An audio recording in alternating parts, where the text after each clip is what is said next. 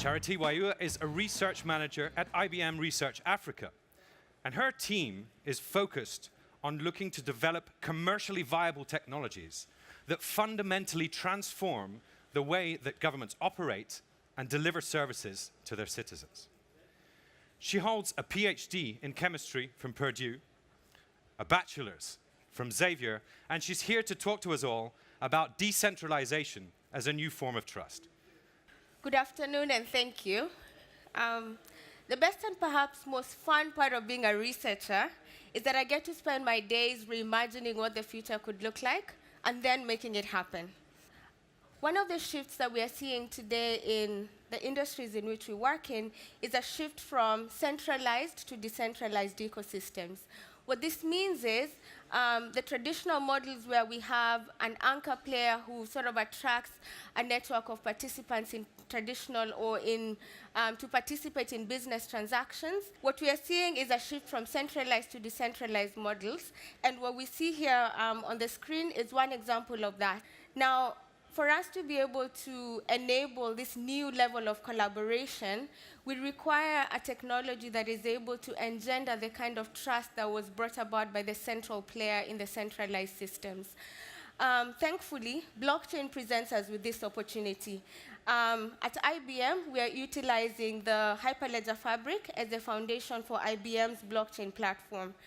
It's led by the Linux Foundation, and at IBM, along with over 180 partners, are collaborating to be able to use this open source, open standards, and open governance effort that begins to enhance cross-industry blockchain technologies for both business and government. What do I mean by accountability? I think about accountability as ensuring that participants in a network and the data they're transacting on are both known and trusted. The participants in our networks are not anonymous. They're identified by membership keys. And the data they're transacting on is also known. Now, it's recorded in an immutable ledger, and therefore this means that no one is able to tamper with that data without the knowledge of everyone in the network.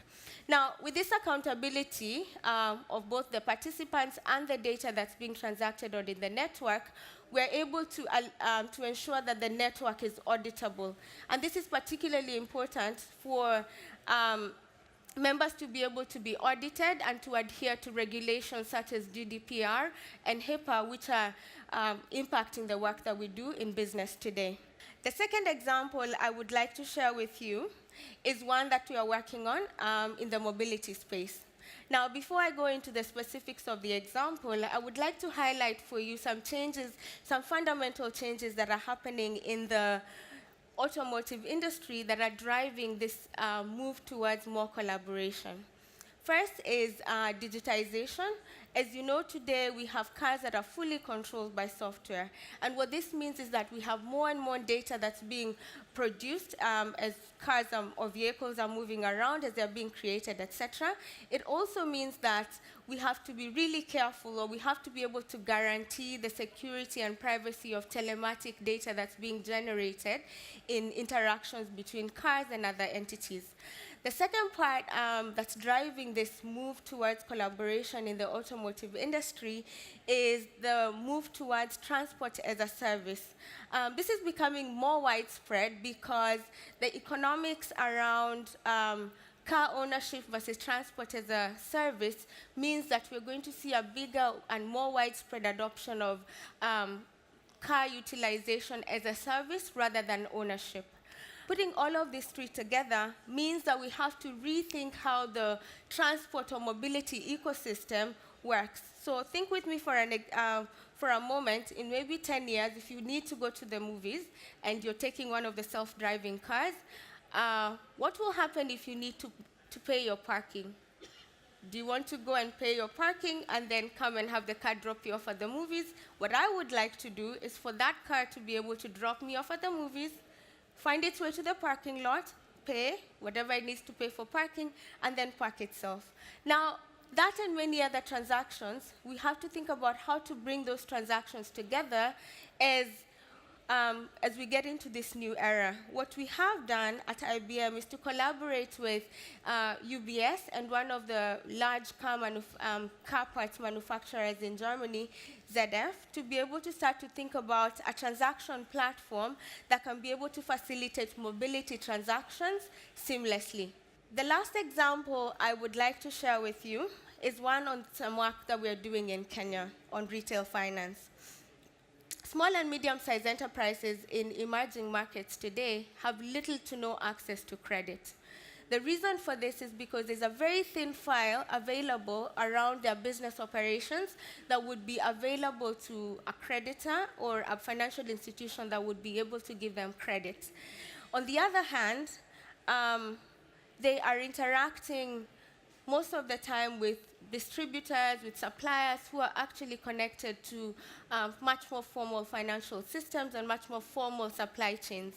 Unfortunately, given that today the current retail finance means that each of these players interact independently, it means the data that a financial institution would require to be able to access or determine the creditworthiness of a retailer is not present or available to an institution.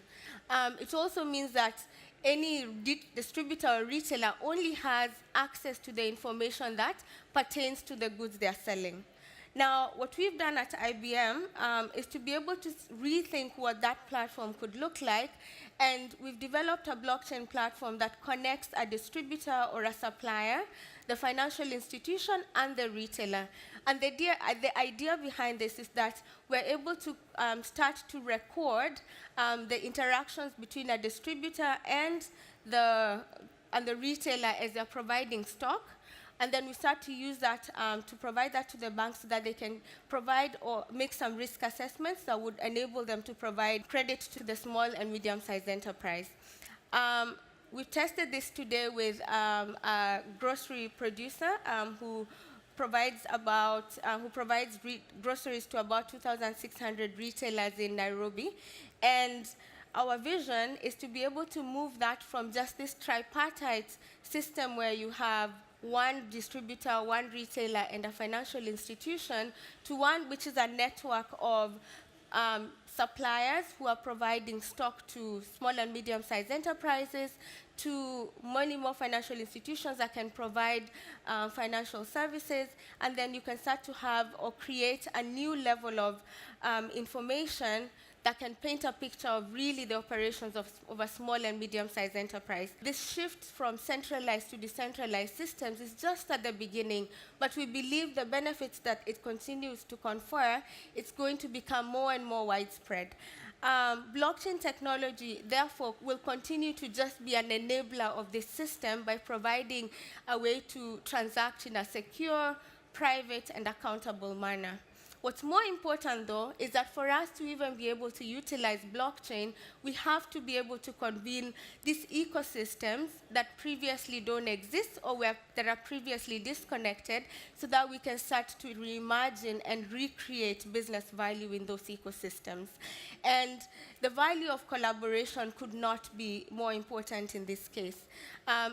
All the examples that I have shared with you today, the collaboration between the ecosystem players and technology partners like ourselves has been critical in us being able to develop solutions that would work for all of the different players, and also to be able to develop standards that would make sure that each of the players are able to interact and collaborate and transact in a decentralized manner, but one that is secure and acceptable for all of the different members. So I welcome you today to consider collaborating with us so that together we can start to reimagine when we convene different ecosystems, how we could make this work for businesses so that we're able to create new value. Thank you for your attention, and we welcome you to the IBM